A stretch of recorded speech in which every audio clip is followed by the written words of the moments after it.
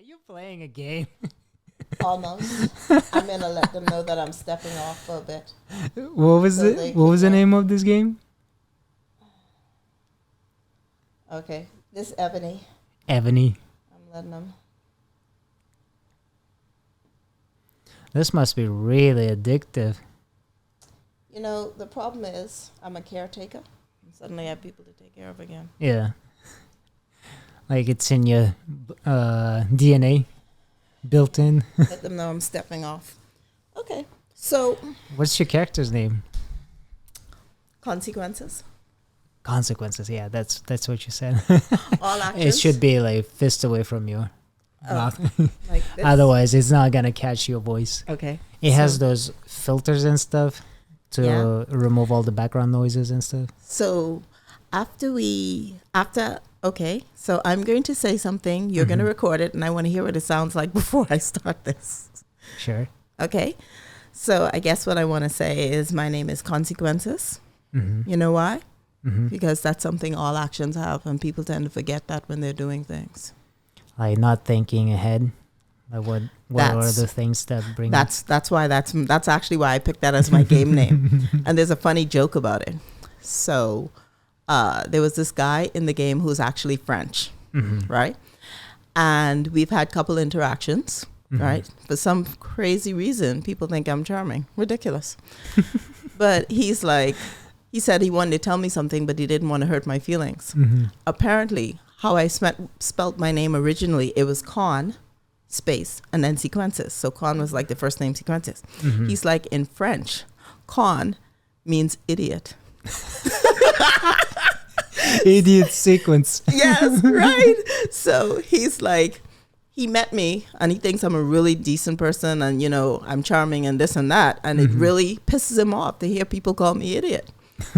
I thought that was funny. I said, It sweetie. is hilarious. Yeah, I thought it was hilarious. I said, sweetie, in all honesty, I really don't care. Yeah. If you are not one of my important people, I care nothing about what you think. I think that's the best attitude, Right. Like in your life. Right. I said, in all honesty. So they could call me what they want. Unless they're my sun and my moon, it don't mean anything. Everybody else is a random meteorite. And if they get in my way, I'll shoot them out the sky. No problem. Yeah, I was mentioning to my friends that my philosophy in life changed. Like right in 2019, that's when I started having the issues, like internal issues with the religion and stuff. Like, how is it possible that if the religion is all good and like the light for your life, the answers that it contains, but we see a lot of the people suffering. And especially like in terms of Muslims, there are so many countries like Saudi Arabia at the moment, like striking Yemen and like blocking all the borders and stuff, and kids just like hungry. And if you see the pictures, it's just horrifying. And then I started like questioning, like, is this even the religion, like, who's causing it? Like, if it was all about like by the books, it shouldn't happen. Like, it shouldn't exist. But in reality, we're all human beings. And the religion is basically like as a tool and control of the population. And then I start like my whole picture of life, my fundamentals just crushed like into pieces.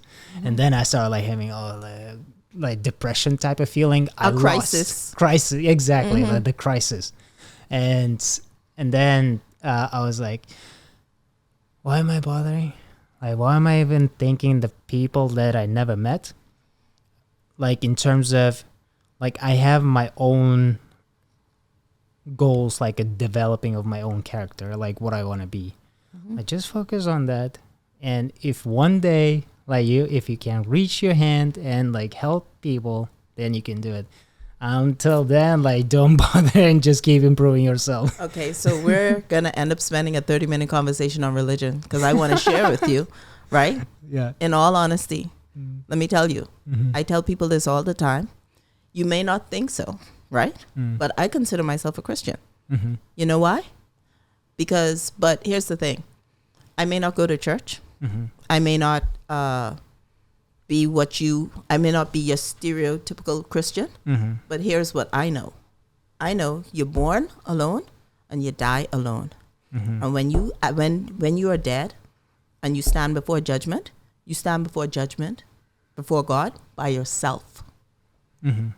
So between you and me, as far as religion is concerned, if it doesn't make sense to me, I don't follow it. I have my own ideas about what God expects of me. God and I have these conversations, right? And he's already told me, it don't matter how much I pay the lottery, I've asked him to join him in heaven. And he's decided that a lot of money won't make me a better person. So I ain't gonna never win the lottery. So I tell people, but the bottom line is you have to know God for yourself. Your relationship with God is a personal thing between you and God. What gives you peace? Thank you. It has nothing to do with anybody else. Exactly. That's the realization. Religion in our current society is exactly what you say. It is a tool used to control people. And I enjoy some pastors, but I don't listen to a lot of them because a lot of them do what I call placebo church. They're only saying what you want to say instead of saying what is really the truth and what is really need to do. You understand? Yeah. And do you know where the devil is alive and well? Where? In the church. Ha. Sorry. Interesting. I'm sorry. Because, if you look at history, the Crusades, done in the name of a church, slaughtered, genocide, authorized genocide to kill thousands of people, millions of people. And most of the religion. You go look at our history. Religion has always been a tool used to control the masses, to authorize unspeakable evil. It's always been, religion has always been the hand of the devil. The devil. I agree. The devil has always used religion as a weapon. Because there's something about religion that makes people follow blindly. That's exactly the issue. Like, for instance, we should be recording this conversation because this is a hot, juicy conversation. I think I started recording, yeah. You ready to start recording? Yeah. Okay, good. You could edit that out then. I'm not going to edit anything. Right. Yeah. But that's the main issue. Like, for instance, my mom, she grew up in the USSR time. And during the USSR, religion was prohibited. Like people used to hide under their bed, like with the blankets and stuff, and picked up the Quran that they were hiding like deep in their what is that called? Underground thing. Yeah, they have a little hidden hole, a little hubby hole to hide it in. And but after we got the independence, like people just start expressing their religious freedom more freely. And my mom got into it deeper and deeper. And but her view is like, I want to impose my beliefs to others. And whenever I say that some of the things that is not going to work for others, by giving the example for myself, what are the specific things that doesn't work for me to find the peace. And whenever I have that kind of conversations, it glitches her circuits and she starts like getting defensive. That's the main issue that I see, but we program for that. Growing up, what is that called? Mosques, whenever I ask them simple questions like, why person who was born in the middle of the nowhere and never heard about the religion, and whenever they die as kafir, that means they gonna go to hell because they didn't pursue the religion. Yeah. And it never set with me. It didn't make sense to me how God can be so profoundly loving, existing light can do such a horror thing. Yes. To the person who never even knew about this. But guess what? Here's the funny thing though. So, you just said that, and 3 or 4 different thousand thoughts went through my mind. So let's start with one. The first thing is, one thing all religions agree upon is what makes humans special is God imparted a little bit of his deity in us. He gave us a seed of his power. And the funny thing is, even if you don't believe in God, right? In society today, we often say something happened and like something in our head, a little voice told us, oh, do this or turn that way or thingam. And we did, and we're amazed. Oh my, I listened to that voice and I avoided something really, really bad. I personally believe that little voice is that little seed of God in you, and it speaks to you all the time, whether you believe in him or not. You understand? People say, oh, my mind tell me or whatever. That's not your mind. That seed is God. You understand? It's a part of everybody. So my story is actually a little different. My grandfather was a Seventh-day Adventist pastor. So I was brought up as, and you know, the Seventh-day Adventist religion is it's the Jewish religion, but it's the Jewish religion for, what do they call people who are non-Jews? It starts with, anyway, it'll come back to me. But it's Jewish religion for non-Jews, so to speak. And my parents got divorced. My mom went back to our home religion of an Anglican when I was a teenager. So I grew up as a Seventh-day Adventist. Then I spent some time as an Anglican. And those two, culturally, those two beliefs don't really mesh. So I bounced around in a bunch of churches. And when I was bouncing around, all I ever got was questions. So finally, I hooked up with this non-denominational evangelistic church, right? And for the first time, I met a pastor who asked the tough questions. So for a long time, like whenever I'm home, this is the church I go to because he asks the tough questions. He doesn't preach what you want to hear. He preaches what it is. I took a bunch of Bible classes. And one of the most interesting classes I took was what they call the template for human nature. They took the first sin with Adam and Eve, right? And said that every single action that happened during the first sin built the template for human nature. And it is what we default to when we don't try. So let's look at the template. Eve, right? There's a joke that women are never satisfied, right? Why did Eve take the apple from the serpent? Because the serpent promised her that if she took the apple, she would be like God. So she reached for something that she didn't have because she wanted something that she didn't have. Okay? So for women, men, when God, after Adam committed the sin and he hid, and God asked Adam, why? He said, why did you hide from me? Adam did not say, oh, I broke my faith with you and I made a mistake. Adam said, the woman you gave me of the fruit and I did it. The first thing Adam did was blame God and the woman. It's not my fault. It wasn't me. You know, Shaggy, it wasn't me. You know what I'm saying? And that is those two. And we went through a whole thing and he broke it all down and it was amazing. And I was like, that is so true. That is the template for human nature, the template for women and the template for men. It was built on the actions of the first sin. And we have not deviated from it. 100%. There's a man named Jordan Peterson. Like I don't know if you heard of that name, but he what is that? Interprets the Bible, like some of the stories, like what kind of value that lies there. Like your interpretation of the Adam and Eve, like committing the first sin. Like he brings up the examples of those brothers.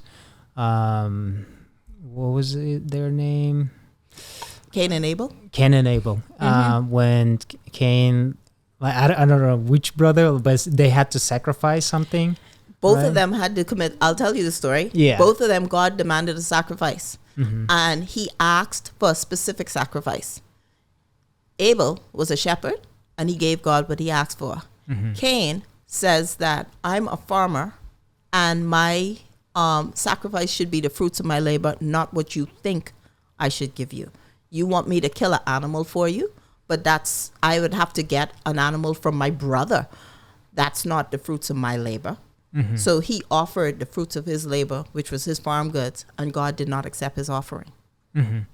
Yeah, like he does those interpretations of like, hey, there's actually value that lies there of the human characteristics that you can learn a lot from that. Mm-hmm. Like, and I agree. Like, yeah, every story that you listen or read from Mm-hmm. the Islam perspective, like it's a lot of the good examples. Like for instance, like there's a Baqarah surah, Mm-hmm. and in that story it talks about the masses.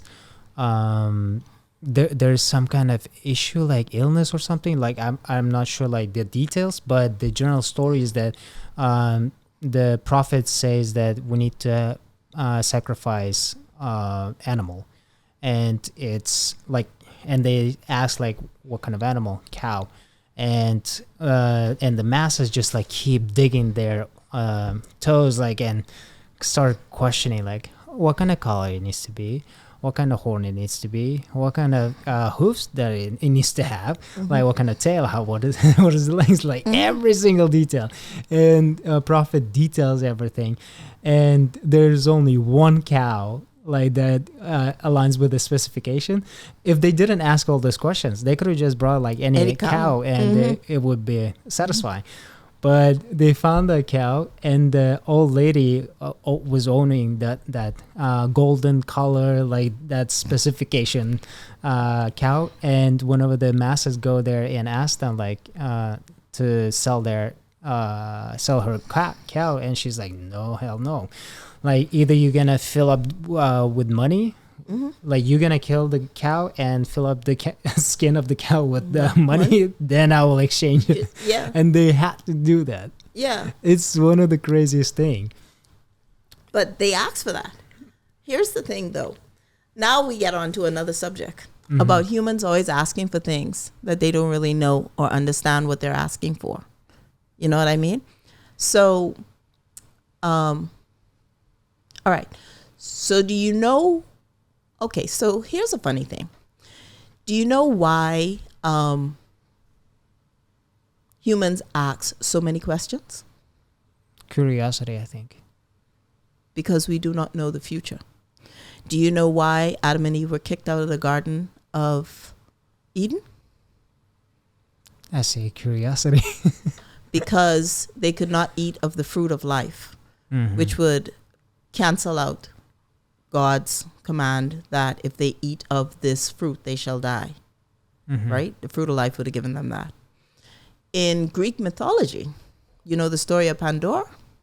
Not sure. Okay. In Greek mythology, the story of Pandora is that Pandora was given charge of a box. It was a beautiful, beautiful box, and she was told to never open it. Right? And finally, her curiosity got the best of her. She opened it, and all of the evils in the box, it was full of evils, escaped into the world. She managed to close the box and keep the last evil in. And that evil that she kept in was the knowledge of the future. Oh, shit. Yes. Because the thing is, we ask questions because we do not know. The next moment has no surety. You do not know if you're going to die tomorrow. You do not know if you're going to live, if you'll be alive in an hour. You do not know if a meteorite's going to hit the whole planet and we're all going to be dead before midnight. And we ask questions because we need surety. We want to know. You know what I mean? Yeah. But we forget the important thing about knowing. I have a girlfriend years ago, and she had a husband who had a wandering eye, and he had a wandering hand, and he had wonder in other parts too. So let's put it this way. And we would always have this question. She would tell me, oh, this and this and that and that. I said, here's the thing. It's all well and fine for you to do this. But once you know, you can't not know. Knowledge is like throwing a stone into a pond. after the ripples have gone, the pond looks the same, but it's forever changed because something is in there that wasn't there before. So once you know, you can't not know. So I said, you need to be sure that you want to know this. So we're always asking questions when we're not ready to handle the weight of the knowledge that we gain. You know what I mean? It's interesting. Like more I'm learning about this modeling stuff, like prediction models. I see like based on the features that you give, like it will spit out like some specific probabilities of something happening, like or something being classified like as something, and I'm looking at our like as a human, the background, all the experiences that we had as a child until now, like based on those knowledges, like we make different decisions. And for me, it's like for that moment, even if you have like small branches of options for your decisions, it's not as drastically different from the person like you making the same decision after 10 years. Like it's drastically different. And my point is that you don't really have free choice of the future. You have like tiny branches, but it's the same tree. Like it's the what is that called? Branch of the like tiny branches of the whole one branch. Yeah. So it doesn't make any difference. Yeah. Well, that's how I'm looking at the like currently. Well, so here's the thing.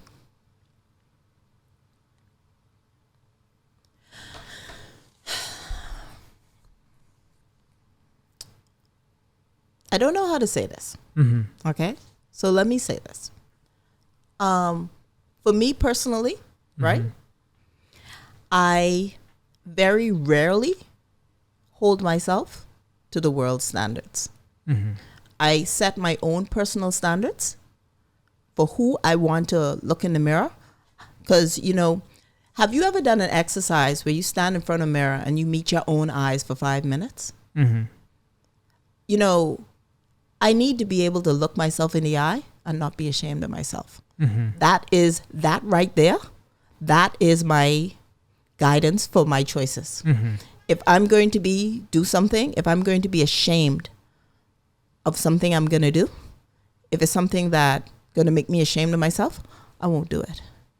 Of course, that gives me a whole bunch of flexibility because there are some things that people would be ashamed to do. I have no shame whatsoever.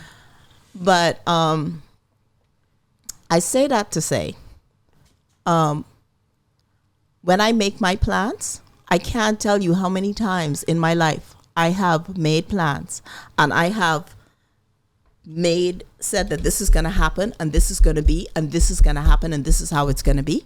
And people go, oh, no, that can't happen. And I'm like, really? Okay. And then when it happened just the way, it's like, how did you know? Take, for example, when I went off to college, I met so much resistance, so much problems from everybody. So many people they were like, you are crazy. You quit a good job to go to college to do this and whatever like that. Da, da, da. Now, my dad was like, you're 45. Why are you going off to college? You know what I mean? Why are you doing this? And I'm like, because it's a part. No, it's a part of my retirement plan. Because you know why computer science is the perfect thing? Because it mostly requires my mind. Right? When my body betrayed me and I'm old and crippled, as long as my mind is working, I'm good. Yeah. And if my mind goes, I won't know, so I won't give a fuck anyway.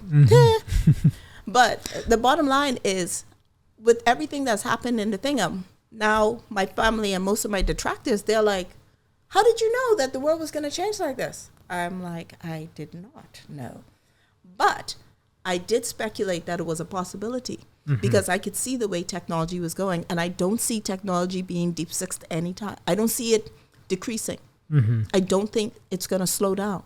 So having a background in technology as a future for my retirement is simply, the obvious choice. Right. So here's a question. We went from using pagers to using cell phones to now we have cell phones so much that most people don't have landlines anymore. They only have a cell phone.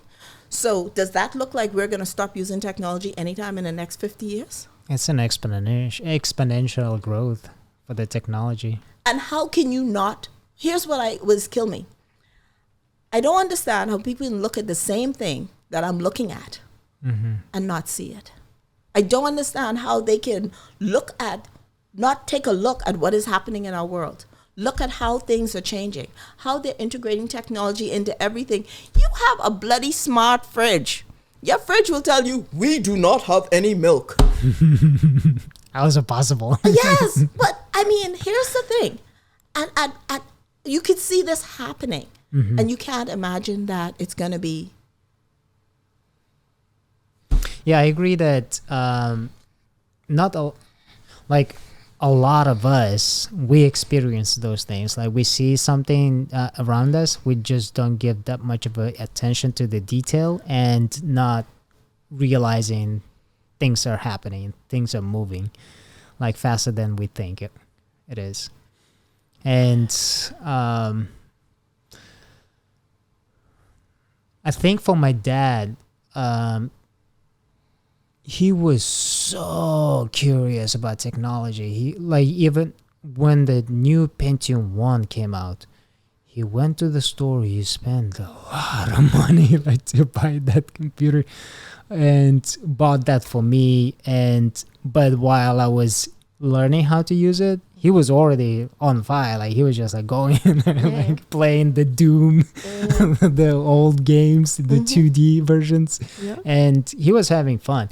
And now, he's using laptops, all kinds of apps, surfing internet, easily, compared to my mom that you need to specifically show her, what is what. And then she needs to write it down on her paper, the instructions. And then the execution comes. Yes. It's just, I guess it's just the person and, what kind of interests they have, because my mom doesn't have any interest in the technology, but my dad is. I'm going to argue with you on that, because let me tell you, I don't think it has much of interest. I think it has with the ability to imagine. So I call the ability to imagine leap factor. Okay? I've always called it leap factor. Leap factor is the ability to take unrelated things and make a picture that is actually concrete and a possibility. Okay? So your dad has leap factor. When I see something, right, I think of all the possibilities that could come out of that. You know what I mean? So many people can't. They can't connect the dots and reshape them into a different picture. Right? Now, I'm going to tell you, as a parent, one of the most important, there are 3 very, very, very important things you must teach your child. The first one is, just because you can do something does not mean you should. Okay? So I taught my kids that it's not fair to lie to strangers, because strangers don't know you from Adam. They have no reason to believe that you're lying to them. It's much better to lie to people who know you, because if they know you, they have a chance to know you lying at them. You understand? Which may seem odd, right? But it's not my place to make judgments for them. Everybody have to go to God for themselves. And my kids need to be able to look themselves in the mirror and think, it's not my place to tell them, oh, you must do this or you must do that. That's not how you create free thinking individuals. You give them their choices and you let them make their choice. Okay? But just because you can do something does not mean you should. Second rule, just because it cannot happen for somebody else does not mean it cannot happen for you if you plan it properly. Okay? Just because, so my husband, when my kids were 9, 10, 11, when my kids were growing up, we had a deal. I would watch TV with them and they would watch TV with me. So every week I was into anime. So I would record Inuyasha, and all these animes all week long. And then on the weekend, all week, I'd be watching like Jimmy Neutron and Powerpuff Girls and all the cartoons with them. You know what I mean? I mean, I enjoyed cartoons, so I enjoyed watching it with them. And then on the weekend, we would do a marathon binge where they would watch anime with me. And I made them watch it subtitled. It's what got my daughter interested. No dubs. Yeah. When they were younger, I used to read the translations to them until they got to the point where they could read it for themselves. It sparked their interest in foreign languages. That's how my daughter ended up going to China for foreign languages. And that's how my son ended up going to France. And both of my kids are multilingual. And speak fluently. Yeah, but both of my kids are multilingual. And, but the thing about it is, and then once they hit a certain age, I told them, I said, I'm not going to allow you to go to college in the U.S. because the U.S. is our back door, is our backyard, it's our neighborhood. You can go to college anywhere in the world except the U.S. because I find that drastically different culture shock. I find that the U.S. is too similar in culture. Yeah. For them to, it's okay. So here's another story. I had a friend who had a son who went to college in the U.S. And he spoke to his son Thursday night. Everything was cool, right? Saturday morning, his son called him from jail. Okay? Because he went out partying Friday night with a bunch of his friends. And the guy who was driving the car used to deal weed. And the police stopped the car at they did a roadblock. They stopped the car and searched the car, and the guy had weed in the car. Every last one of them in the car, even if they were just catching a ride, they did not know the weed was in the car. But according to U.S. law, every last one of them end up in jail with a drug charge. Okay. Which needs to be changed. Right. But that would never, ever happen in my home country. In my home country, they will hold the owner of the car responsible, especially if he have a history of being a thingum. Nobody else in the car would be held responsible. Yeah. You I see? had no idea that as long as you don't have it, you don't possess it, like if you intoxicate it, just nothing gonna happen to you. The possession of the possessor of the vehicle is the one who they hold accountable for the drugs. That's what makes more sense, like Right. compared to So here's the thing. passengers. So his son was in his second year of college, and his whole career, his whole life completely changed with that one act. Yeah. So I told my kids, I said, you cannot go to school in the U.S. because that culture is too similar to ours. And you're going to do something foolish, and then I'm going to have to come to the U.S. and kill a whole bunch of fucking people, and your mom will be a serial killer, and that'll really change your life. So it's better if I send you to a culture that is different, where you would have the time to stop and think and move forward, right? You know what I mean? Because you understand, you have to learn the culture. You don't assume you know the culture. And if I send you to the U.S. with all the TV you've watched and the times we visited and whatever, you're going to assume you know the culture, and that's not the case. You need to go somewhere where you don't know the rules, where you have to learn the rules from the scratch, and that's how you're going to be. Now, Especially when you're not speaking the language. and now, so my husband, so I told him, you're going to college, right? You can pick anywhere to go to college. You can pick, and whatever you pick for your first career, your dad and I will help you pay for it. After that, make sure whatever you pick for your first career can pay for when you choose to change your career, because we ain't doing it no more. All right? So that'll be that.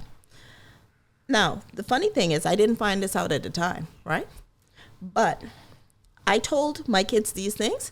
My husband listened to me, and he didn't say anything, but he didn't believe it would happen. Because in his family, he had his sister who got good grades and whatever, and his mom and Thingham, they did all these things to try and get off the college, and she never was able to leave. She never was able to get off the college. It never was going to happen.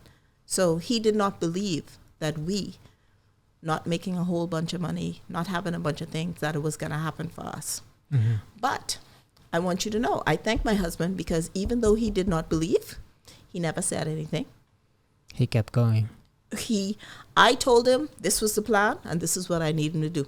He said, okay. He did his part. And he was shocked when it worked. Mm-hmm. Both of my kids went to college. My daughter spent 5-6 years in China. My son spent 3-4 years in France.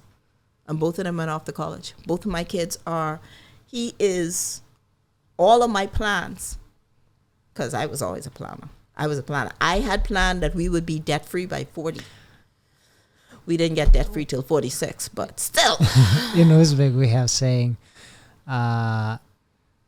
husband is the head of the family and the wife is the neck. Wherever when the wife turns the head, that's where the husband goes. Well, I don't know about that, but he told me years later that he used to listen to me plan, and he was constantly shocked at me. He's like, I've never met anyone who like make these things happen. And I said, I did not make these things happen. He's like, oh, he didn't expect these things to happen for us. I said, why not? Mm-hmm. Of course they should happen for us. We plan it to happen for us. Yeah, it's very interesting because it's similar to my family situation. My mom, like my dad was, like if you gave him idea, he would start connecting the dots and making something out of it. Mm-hmm. But there was not much of original ideas like sparking. But my mom would give him the like, hey, in 5 years, this is what's gonna happen. In 2 years, this is what's gonna happen, and you have to prepare for that. And that would push him like to, oh, okay, I need to do this, I need to do that, blah, blah, blah. Like, and that's how it worked all the time. And but like, I agree that experiencing different culture like really expands your view of the humanity. Like whenever I first time experienced Korean culture, like I was shocked. Like it was so similar at the same time, so different. I was like, what is this? What is that? And it is amazing feeling, amazing experience, like to go through that.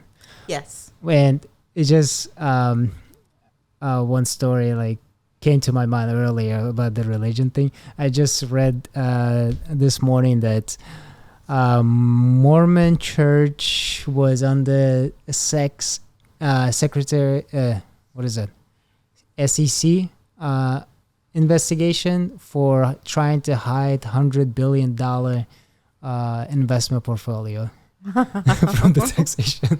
I read that this morning. I was like, okay. It's nothing new. Like most of the churches, like most of those mosques gonna do that, like whenever they have this opportunity.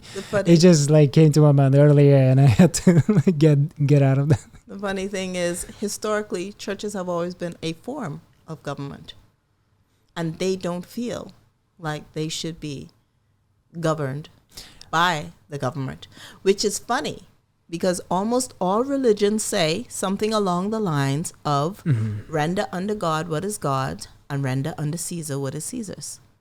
But when you get a religion that feels like they don't have to be beholden to the world and whatever, that's the hand of the devil, eh? Is that not? It's just the reason why I'm bringing back to the religion thing.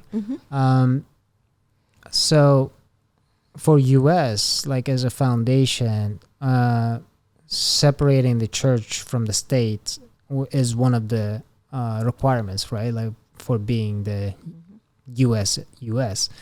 But like at the same time, I see a lot of the tax breaks for the churches, like for the religious groups. Do you think it's a good idea, like for letting them like not to pay property tax and just collect wealth like as much as they want? So let me ask you a question. Yeah. What you're missing is in the US, churches are business. Yes, I agree with that. Okay. So look at the tax breaks for churches and look at the tax breaks for businesses and notice how similar they are. Churches, a lot of the tax breaks for churches are the same as the tax breaks for businesses of a certain level or higher. Businesses have to figure out the loopholes. Churches just given. But here's the thing, though. Mm-hmm. It's just given to churches, right? Mm-hmm. When they get to, because when they get to a certain point, why? Okay, so let's rewind. Why give churches tax breaks? Yeah, that's the thing. Why? Here's the thing. Think about it. Why give churches tax breaks? From the historical perspective or the reasoning why they're getting the... Not from the historical perspective, the reasonable. Now, I want you to just think of a possible political reason to give a church a tax break. The one thing comes to my mind, like since we, like you were earlier mentioning about them being a business, like to keep the status quo, like they will be financing the representative that they want, that they're gonna do whatever they're gonna ask them to do. Okay, so here's the thing. Yes, it's just we're back to the placebo church. The U.S. supports the placebo church. Do you know what a placebo is? Yeah, like if you keep telling yourself it's working, it's gonna work. Exactly. It's something that it's like giving people in a test group. They give the people the actual medicine and they give them a placebo that has no impact whatsoever.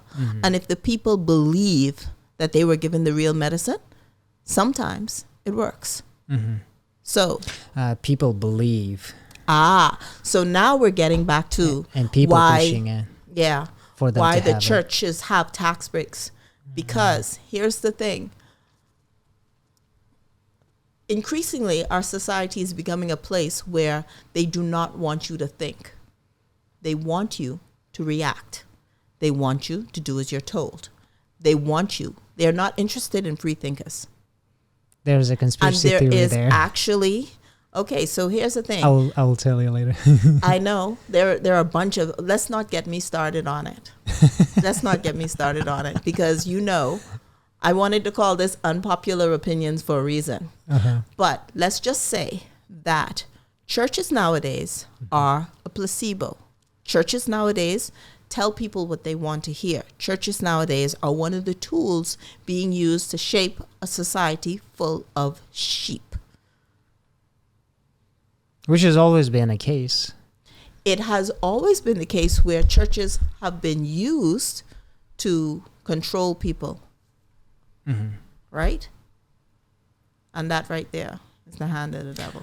My main proposal is that don't you think enough people woken up and start understanding like what's the power the church has? No. Let me tell you what the thing is. Okay?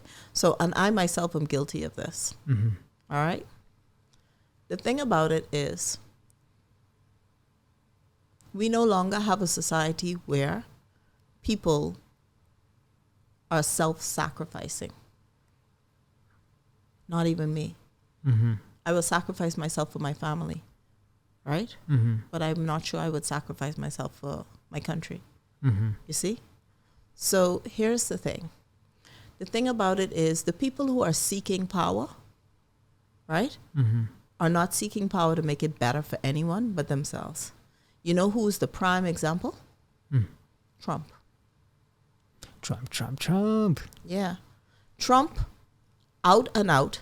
Let me tell you, I despise Trump. I despise everything he stands for. But there's an old joke. Which can you trust? An honest man or a dishonest man?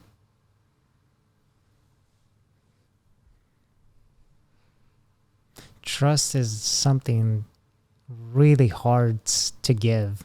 Yeah, but here's the to thing. Somebody. If I have to choose between them, honest man is going to be the one you trust. My obvious choice. Never.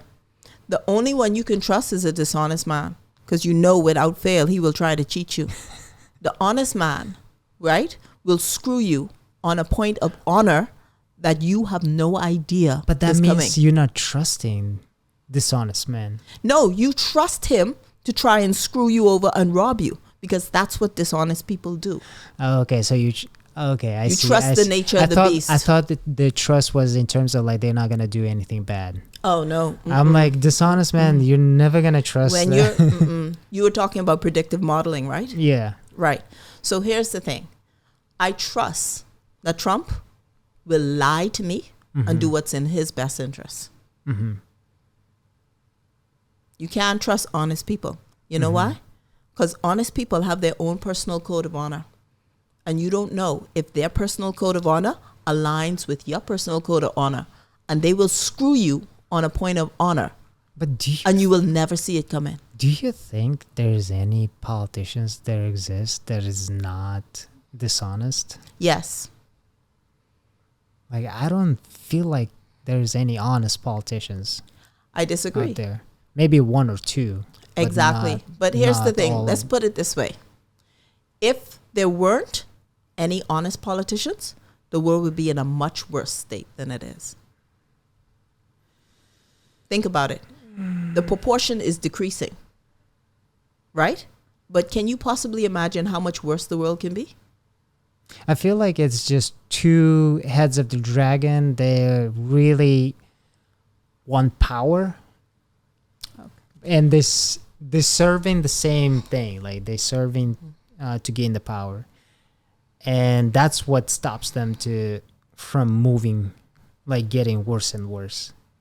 Let's say like Republicans want something, but Democrats opposing it, and Democrats want something and the Republicans opposing it, and just like keeping like breaks to each other. So I'm going to say something about Democrats and Republicans, right?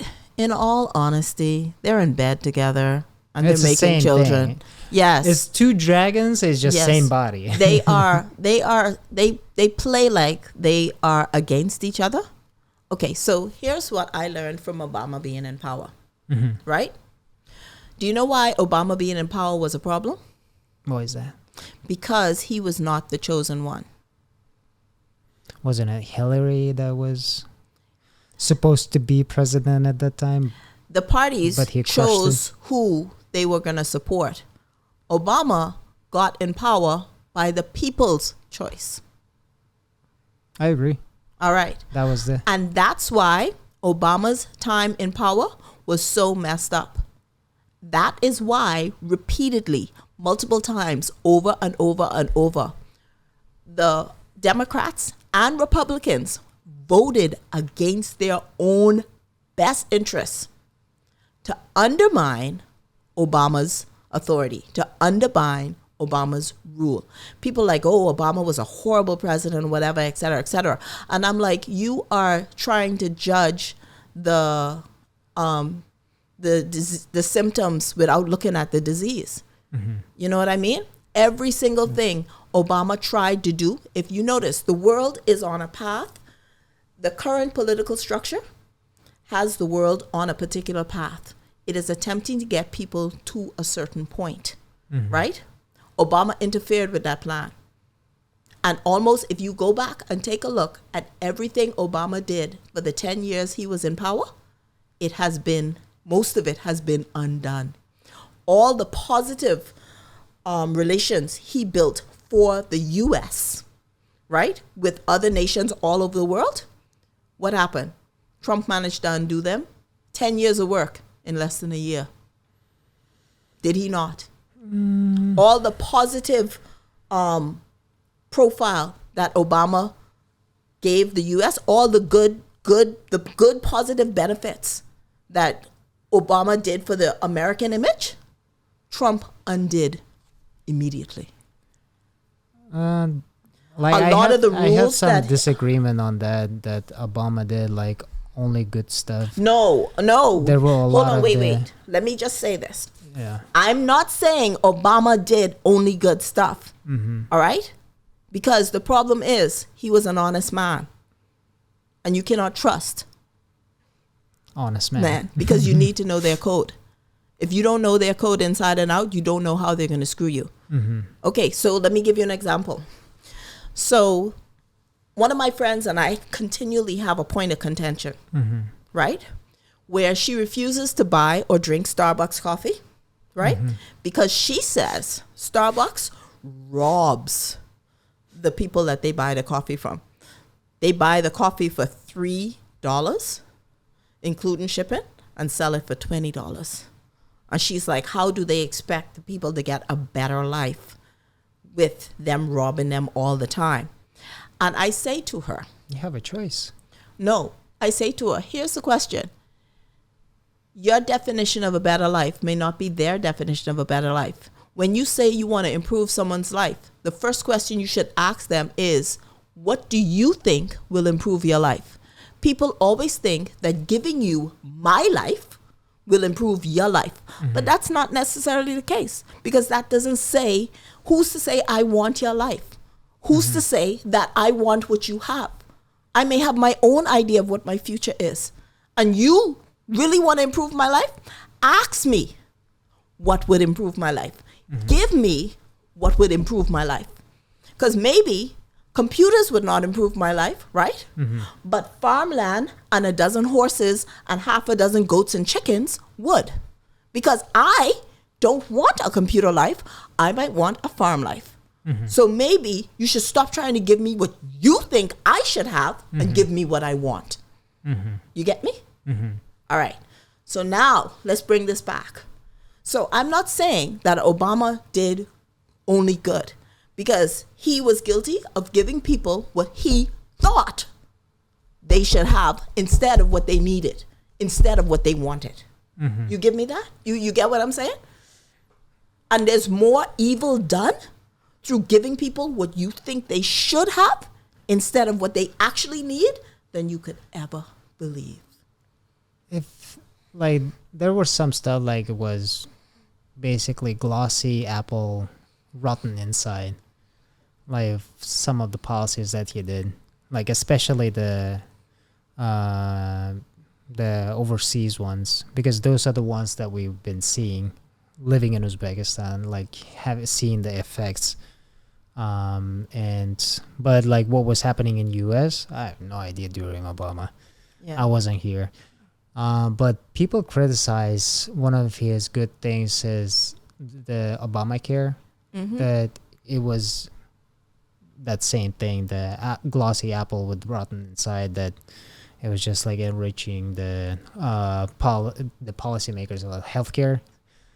And I started learning about healthcare system. I was like, holy shit, that's a giant mafia there. Like just screwing over people. It's just, there was another candidate, Bernie Sanders. And it felt like Democrats screwed him over for like stopping him to become the candidate. Because if he was toe-to-toe with Trump, people would just go like with Sanders, like 100%. But and the things he was talking about giving people, like minimum standard of living, like healthcare for what is it? So you don't have to go bankrupt, like, or get like 3-4 jobs, like to pay the bill. My son's birth was $350,000. Just imagine how you gonna pay that money if you didn't have insurance. But there's another thing.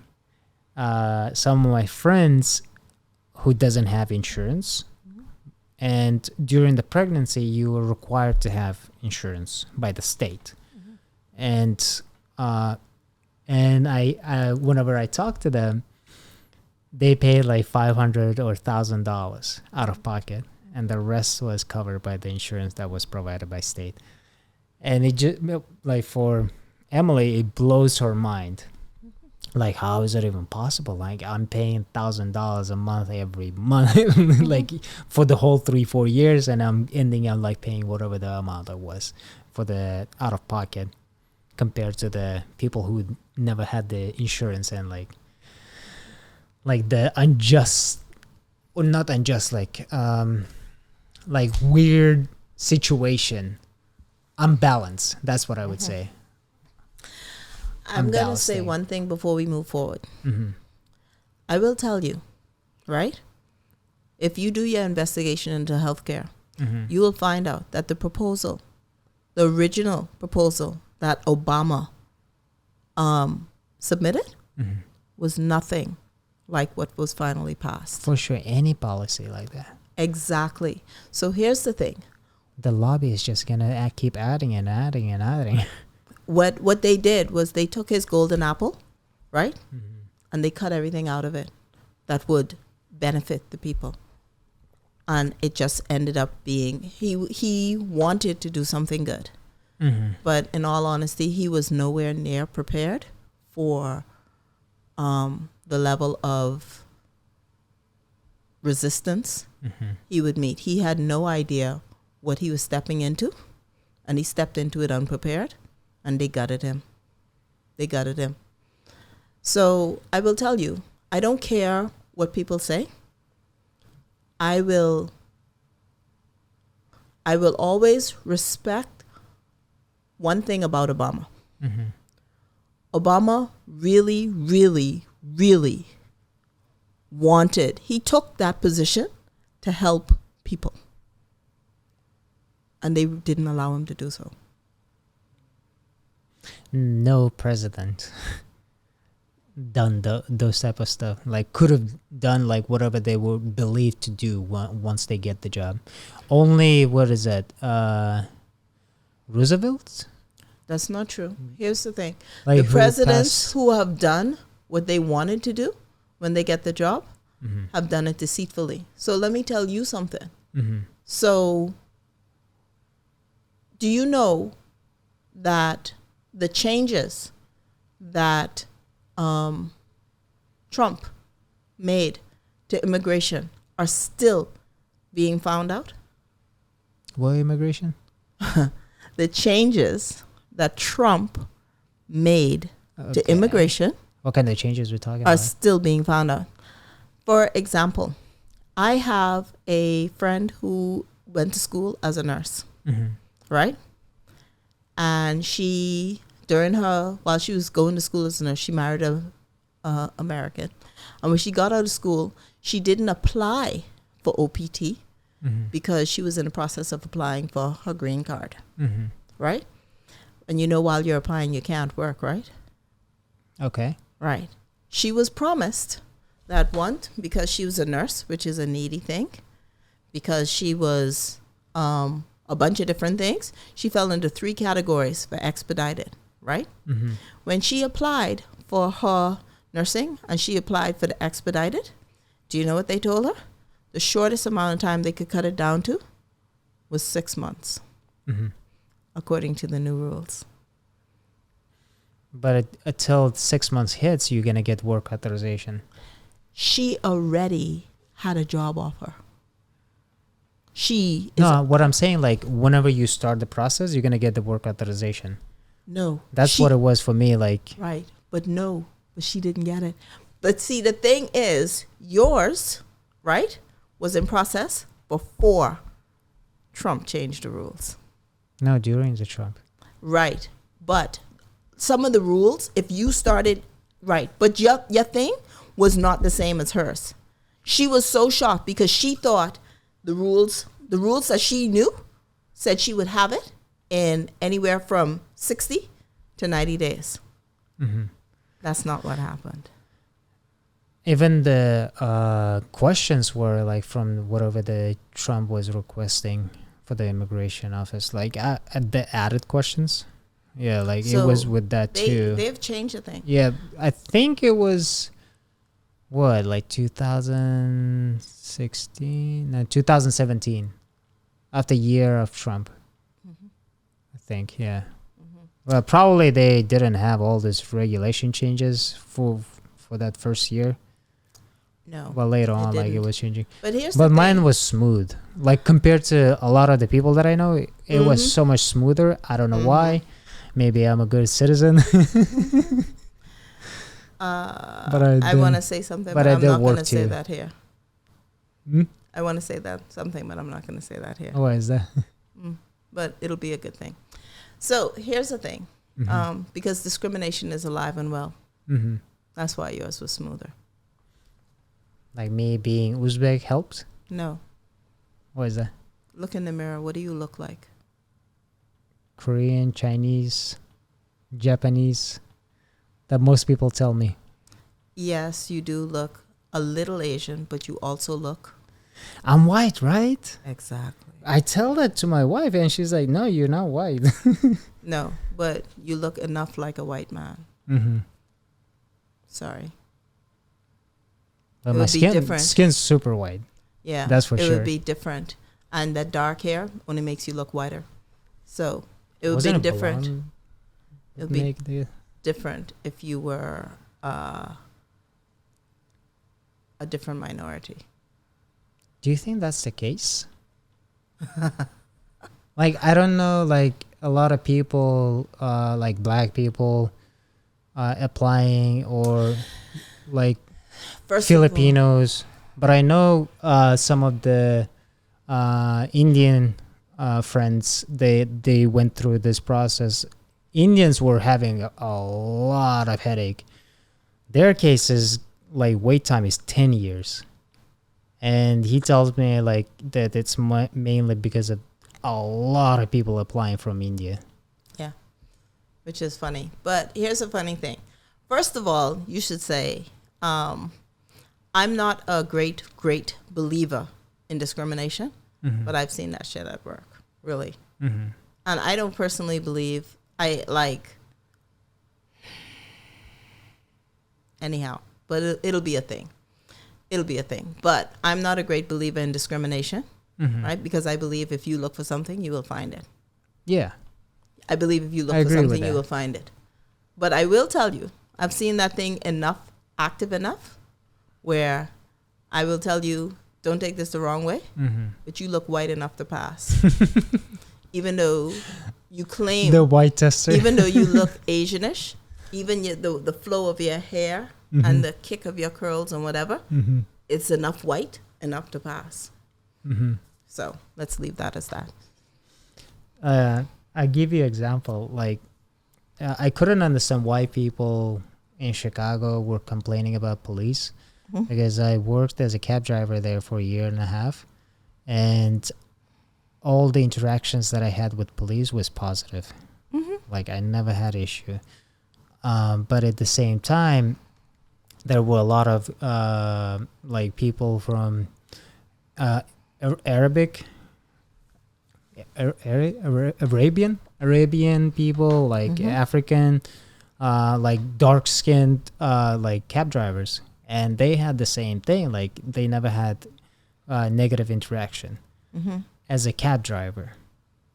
Like, cab driver and the police like have harmonic relationship. Yeah. Like, Mm-hmm. if there was something going on the street, like cab drivers, highest chance the cab driver would notify the police, like, of the whatever the misbehavior that was taking place, Mm-hmm. and keeping the city moving. Mm-hmm. Like, and I never could understand like people linking the police interaction with the citizens because of the racism, when you look at the police interaction with the cab drivers and not having the same similar interaction. Okay. Did you ever experience anything otherwise? With the police? Mm-hmm. No, like they were helpful like all the time. Mm. Okay. So I'm the wrong person to Because talk I- about with the police, Mm-hmm. because I've only had maybe 2 slightly less than 100% positive interactions with police, Mm-hmm. right? And let's just put it this way. I've both pulled over several times, but I've never gotten a ticket. And let's leave that right there. But Same here. yeah. But I think there's a saying in Uzbek, yaxshi gapga ilon inidan chiqadi, yomon gapga qilich qinidan, which translates as for the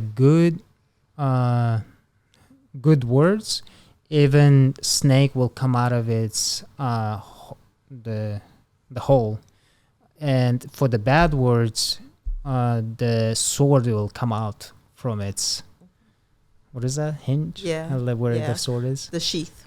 Sheath. And all the interactions that I had with police, I'm directly comparing with the experience that I had in Uzbekistan. Police in Uzbekistan doesn't give a shit. Like with the politeness or anything, like they're just gonna go straight and be aggressive. Like the first thing that you're gonna experience, no matter what you are, no matter how you look, Now, straight up aggression. okay. So I've had some police who were what I call bantam roosters. You What ever does that seen mean? a rooster? You ever seen a rooster? A chicken, Yeah. a male chicken? Yeah. You know what I mean? He's Yeah. just like strutting around. I'm Drunk on important. I'm the rooster. That's my hand. That's my hand. Those my chicks. Okay, so I've had those kind of interactions with police. But I have a formula, if you will, for dealing with police. Okay. Right? Let's hear that. So it won't work for everybody, you know, but I am unfailingly charming, helpless female when I deal with police. Oh, was I? Really? Oh, I'm so sorry. I did not intend to. But then, you know, I'm not a native of this country. And in my country, you know, in fact, you should come there. Let me give you some rum and some cake and some, you know what I mean? And without fail, every time I deal with them, you know, they'll tell me, oh, well, we'll give you a warning and whatever, et cetera, et cetera. And they give me the warning and whatever. I've only had one who actively gave me a warning that was registered in the system. The rest of them, we chat about things. I tell them, you know, come visit me in the Bahamas. Let me feed you some rum and some fish, fried fish, and some cake and thing. And we'll be, you know. But that's a good attitude that helps you. Yes. Even if I don't feel that way personally at the time. Right? But the bottom line is I approach police as though they are people. That's what I do too. Yes. And I speak to them the way I would speak to a tourist if they were to come to the Bahamas. And I've only had one policeman who was so much of a bantam rooster, he felt it necessary to give me a warning letter that was registered on my file. And I want you to know that made me decide to, you know, I got to step up my game because he should have been charmed. Anyhow, so thanks. So we've talked about religion. We've talked about politics. We've talked about human nature. We've talked about future planning. We've talked about so many different things. Yeah. How are you going to fit all this into one podcast? I think I don't even know like how the planning, how it needs to look or anything like that. I'm just letting it happen and see. The first thing I'm giving attention is that whenever I'm listening myself, try to improve my own speaking. It's the main purpose of this podcast is two. First thing is for myself, for my speaking improvement, and the second thing is the historical documentation for my kids and generation, the passing with wisdom type of thing. Yeah. Because whenever you spend time with your parents, whenever you grow older, you learn so much, like from their mistakes, from their success, and you wish you had that written or recorded so you can go back to that moment and experience that again. So here's a funny that's thing. the goal. And that brings us to another conversation, how I actually did a paper in college, how media, why television, computers, and technology is a bad thing. Because television, computers, and technology have replaced the time-honored methods of humans passing down wisdom. The books? Well, no, not just books. Even books have been a step in the wrong direction, because culturally, everybody used to pass it down by word of mouth. Every family used to pass down all their history and everything to their children by you learned it. You learned who your people were. You learned where you came from. You learned all your history. You learned everything by word of mouth. Everybody learned everything by memory. And nowadays, everybody has a bad memory and nobody knows where they're from. I have shitty memory. If somebody tells me their name, it feels like loud noise like happening in my head whenever they say it. I'm like, what was it again? So media and television have time capsuled our society. But isn't it a good thing? Lost. No, it's not. Because you can retain more information, like with videos, with voice. Yes, you can. But here's the question. You can do, like, you make a clone out of yourself. Okay, like so let me ask you a question. How can you dance with just one person? How can a duet be performed with just one person? Because here's the thing. All of the knowledge is being accumulated. All of the knowledge is being accumulated outside of the human brain, outside of the human element. And for the humans to gain that knowledge, guess what they have to do? They have to go get it. And the world is keeping us so distracted. It ain't happening. So the wealth of knowledge that's being stored, who's using it? The machines. There's a very small cross-section of the population who is using it. And what are they using it for? What is that? World domination. Pinky in the brain. I agree, like, that they're bad actors, but at the same time, like, for me, how I look this whole technology stuff, like, if you look at your own body, like the inside, how your blood cells like go to your lungs, get all the oxygen synced in, and then it transmits to your brain, like, and drops off some of the oxygen and throughout your body, like, to nurture all of your cells, like, so they can replenish, or like dead cells, like clean out the dead cells, replace with the new ones. And for me, this type of recordings is like sinking in those blood cells with oxygen, and the transmission is so fast that distribution is just like happens in a second. Like, you can access that in a moment. And what we're lacking, I feel like, is a tool which would filter out, like Google.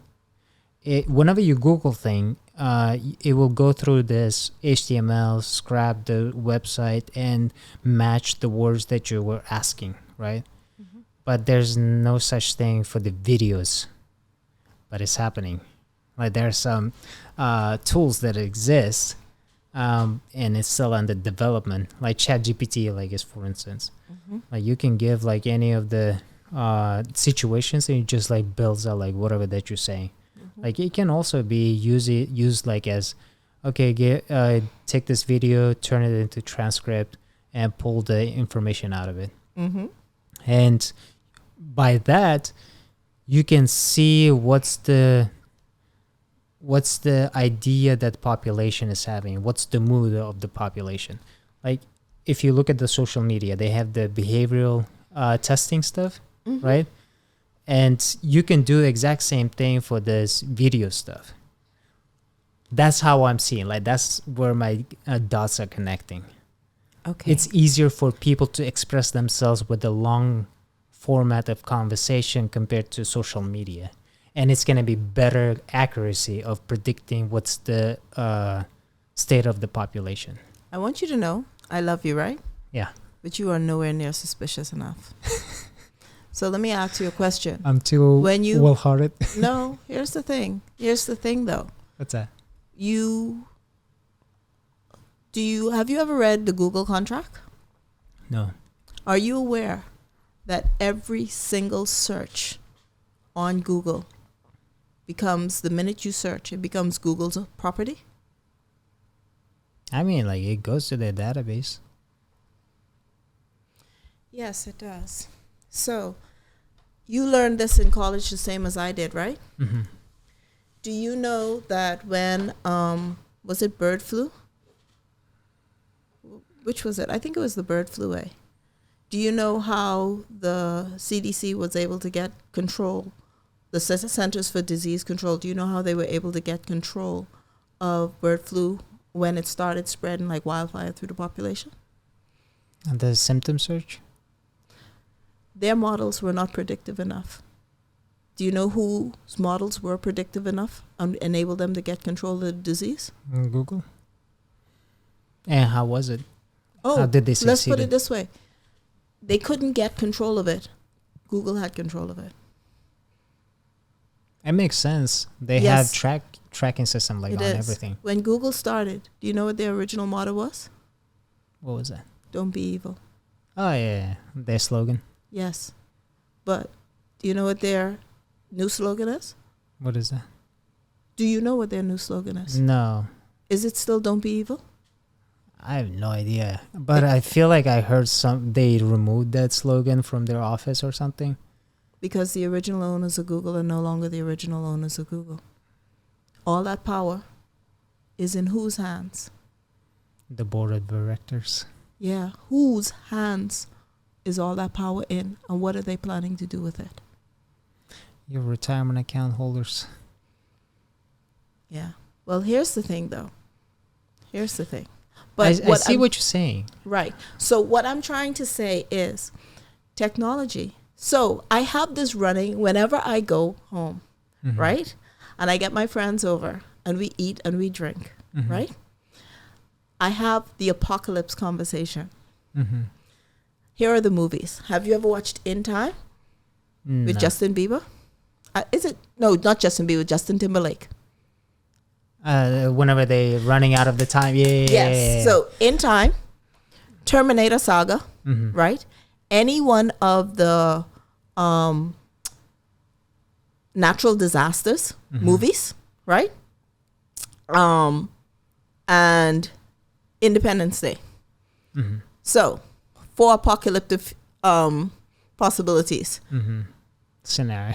scenarios. Which one do you think is the most likely? The Terminator. And In Time. In Time is already happening in China. It is. In Time is already happening. It Yeah. is already happening. It is. So, here's the thing. Okay, so let's talk about something else. Mm-hmm. While I was in college, I went to a conference, and I took a presentation that was done on facial recognition, Mm-hmm. right? Do you want to know what they were talking about on the facial recognition? Do you want to know what the most dangerous, you want to know the quickest way to fool facial recognition? How's that? Makeup. They were talking about how women's makeup, because if you wouldn't know this because you're a guy, Mm-hmm. but women's makeup, they draw lines to alter the shape of their eyes, Mm-hmm. right? Because if I trace the line in my eyes and I pulled it out there, it'll make my eyes look like they slant up like that. Mm-hmm. If I draw a line and like cup it under there, it'll Yeah, make I've my seen eyes them. look like they're bigger and whatever. I've seen those. And by drawing, like putting on more powder and cheek. lines, they can change the shape of their cheekbones. And so they did a presentation showing how they did studies on how different styles of makeup made it impossible for It being computers succeed. to judge the facial recognition. They made people unrecognizable Mm-hmm. just using makeup. It's so funny. Now, what was funny about that was, do you know what that knowledge spawned? What is that? China. All right. So here's the thing. Do you have TikTok on your phone? No. Why not? Because they trace like everything, even my computer. Because they have the terms and condition like to access those things. I'm like, fuck that. exactly. Because Even here's the Facebook, thing. I don't like Yeah. it. But originally, now you know TikTok is now owned by an American company, right? No, Yeah. like they have the headquarters was- in US, but they still transmit all the data to China. It was bought by an American company. Right? No, But not guess- yet. There was a talk about it, right?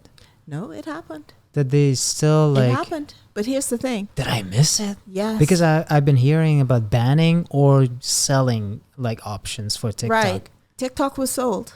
2-3 months ago. It was sold. But guess what? The terms and conditions haven't changed.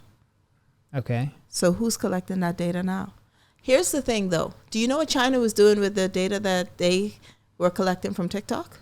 Because TikTok, if it was on your phone, had access to your biometric data.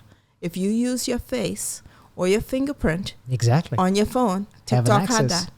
Do you know China was doing studies on not just using your face to identify you, but they were able to identify you by your walk, by your body posture, by the way you hold Holy yourself. crap, They were there's doing so body much. scanning, and I actually watched a presentation with the preliminary results, which where they were successfully able to pick a person out of a crowd of 10,000 people just by body biometrics. It's just like every fingerprint is unique. Like every characteristic that you have is unique for you. Yeah. Your walk pace. Okay, so here's the thing. Damn. Knowing Your all habits. of the things, technology is capable of what humans can imagine. I agree with that doom type of situation like this. Like some particular party, like maybe in their mind is not evil, but it actually looks like evil. So let me ask you a question.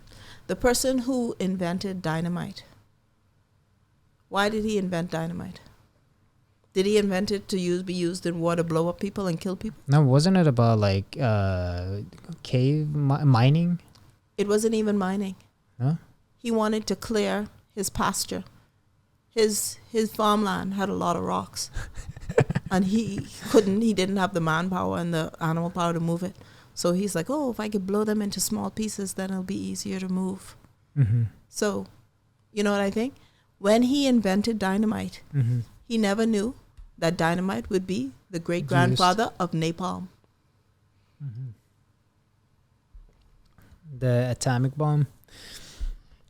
Just because, and that's why the most important thing you should teach your children is just because you can do something does not mean you should. I disagree. There is a good in like nuclear, Hold on one second. like as Here's a the generator. thing.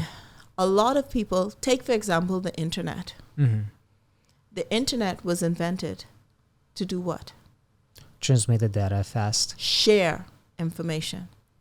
What is it being used for now? Transmit the information. A multitude of evils.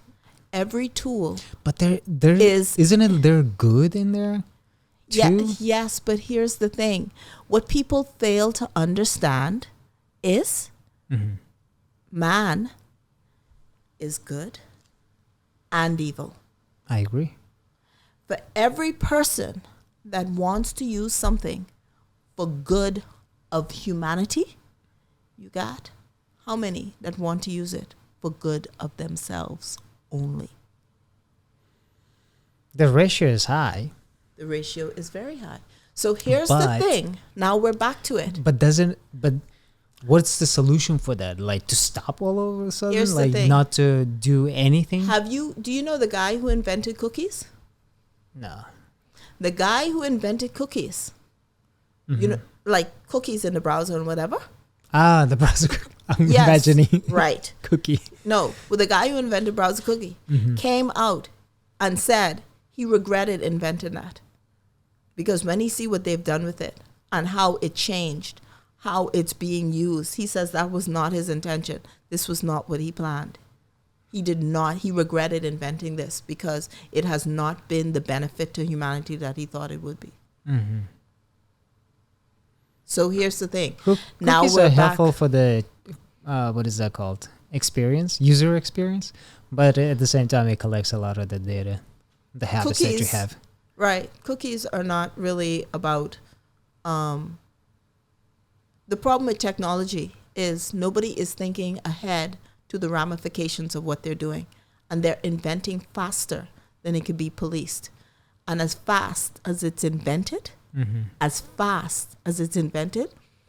they are thinking of the positive benefits, and people are thinking of how they can use it as a weapon. So. But that was all the case all the time. It is the case all the time. It has always been the case all the time through history. But that's not the history that people are learning. So the most important thing you could ever teach your child is just because you can do something does not mean you should. I want you to look at me, right? And know that I am capable. I always tell people, I am capable of so much. I am only accessing a fraction of my potential. You know why? Because guess what? What I'm capable of? There's no good in there. Good intentions pave the roadway to hell, do they not? Okay. So here's the thing. When you're about to do something and you're about to invent something, right? Before you share that with people, you should decide if you really want to do it. Do you want to be the one to destroy the world? Here's the thing. Like with the nuclear power of the nations, caused peace between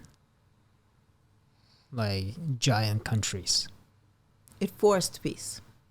Exactly. Because any moment, we can just destroy each other. In the split second, the whole earth can disappear. Yes. So that's the positive side. Is that really a positive force side? Peace until we figure out how to go along. Here's the thing. Do you know what the biggest danger with that is? Disappearing. No. Now we have a generation who don't know our history. They don't know. They don't care. They are interested in who? Themselves.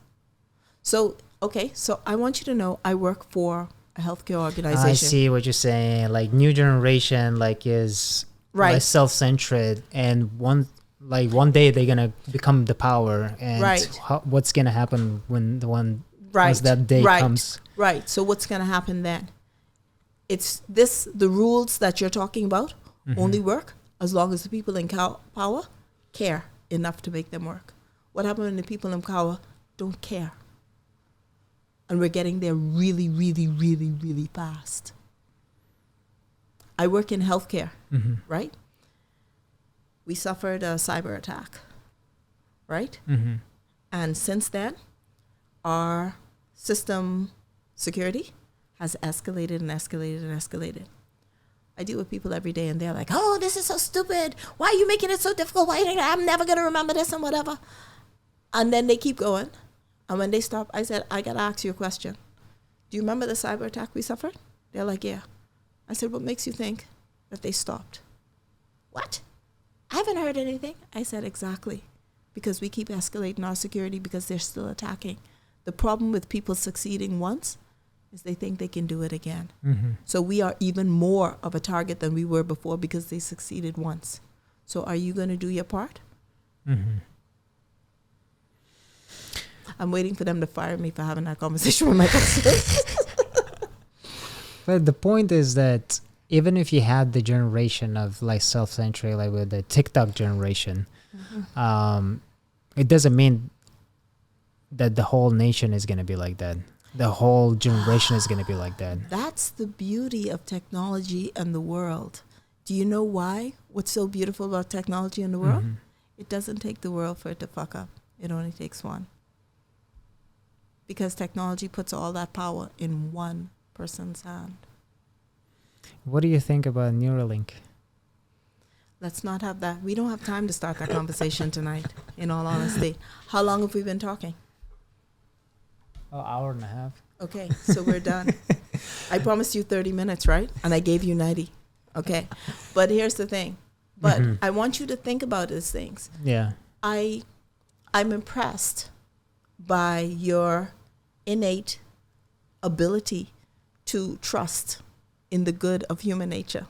And I want you to know, I am a optimistic pessimist, which means I hope for the best, but I prepare for the worst. Mm-hmm. You need to start preparing for the worst. You hope for the best. Get to the other side of the equation. That's the only thing that I have No, to move me. no, but you have to prepare for the worst, because you know what? To not prepare for the worst is to, okay, so I firmly, Honestly, I've been pessimistic realist my whole life. But that pessimism over time changed to positiveness, especially after I had a kid. Like that just gives me so much hope, like into the future, like of what kind of person he can become, like with the things that I wanted to have like as a kid and stuff that I wanted to learn as a kid but wasn't available, and all the possibilities, like it just blows my mind. It's just me in a smaller version, yes. like So version 2 of Beck. I totally get that. And I want you to know, I have been a parent and I've been there. And I want you to know, the most amazing thing I've ever done in my entire life is raise kids. It is. It's more important than everything else I've ever done. But here's the thing. Here's the thing. I'm not telling you not. I'm an optimistic pessimist. Here's a question. Do you consider me a negative person? Not at all. But I'm always prepared for the worst, right? Yeah. All right. That's all I'm asking you to do. For I'm sure. not asking you to be a pessimist. I'm not asking you to think that only the worst can happen. The reason why you don't consider me a negative person is because I firmly believe in all the possibilities. I firmly believe in all the possibilities. In fact, I could wake up tomorrow with psychic powers. You know what I mean? I could. I could wake up tomorrow and, everything except win the lottery, because God tell me more money won't make me a better person. And I hate to admit it, but he's absolutely right. Okay, folks. But that's it. The point of this conversation, go have a kid. Yes. That's the joy of life. That is the joy of life. But remember, hope for the best. Prepare for the worst. Prepare for the worst. So Thank teach you. your kids not just how to manage money, clean house, and whatever. Teach them self-defense. And teach them how to double tap a zombie, because the zombie apocalypse is coming. I'm fully prepared. Yeah. I have katana there. laid down. Oh, boy, my kids were so lucky. Sword fighting lessons wasn't an option when they were kids.